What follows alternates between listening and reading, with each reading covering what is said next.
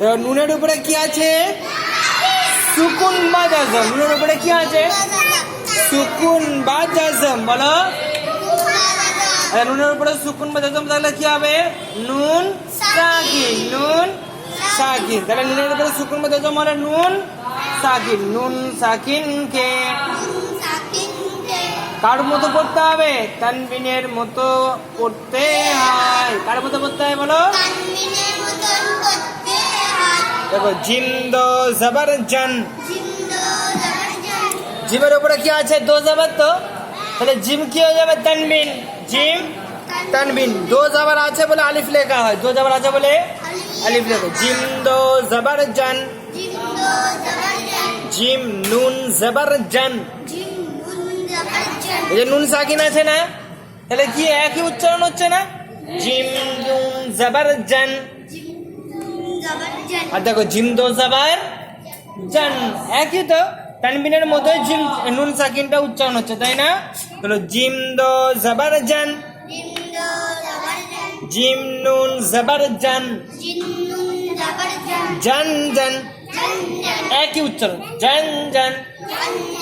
দেখো জিম দো জের জিন। জিমের নিচে কি আছে? দোজের। দোজেরকে কি বলে? তানবিন বলে। দোজেরকে কি বলে? জিম দোজের জিন। জিম নুন জের জিন।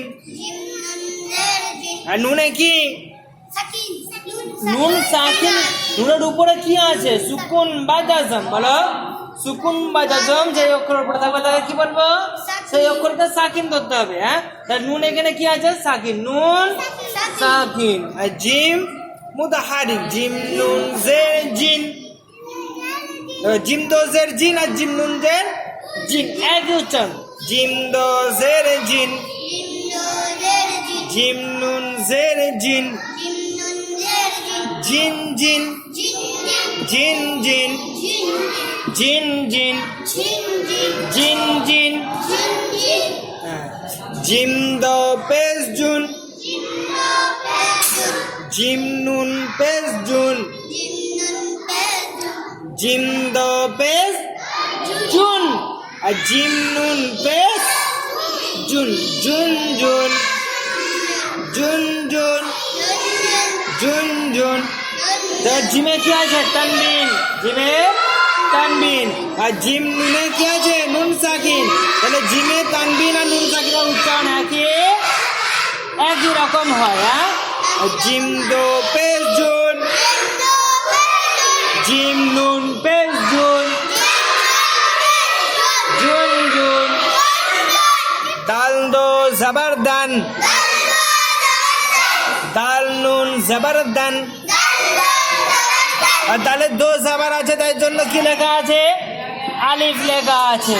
কেন আমরা কি পড়েছি? দো জবরে আলিফ লেখা, কিন্তু পড়া হয় না। দাল দো জবর দান। দাল নুন জবর দান।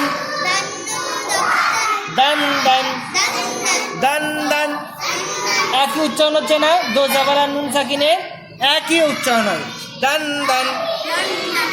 দাল দো জের দিন। দাল নুন জের দিন। দিন দিন। দাল দো পেশ দুন। দাল নুন পেশ দুন। দুন দুন। দেখো দালের দো পেশ, তাহলে দো পেশ কি বলে?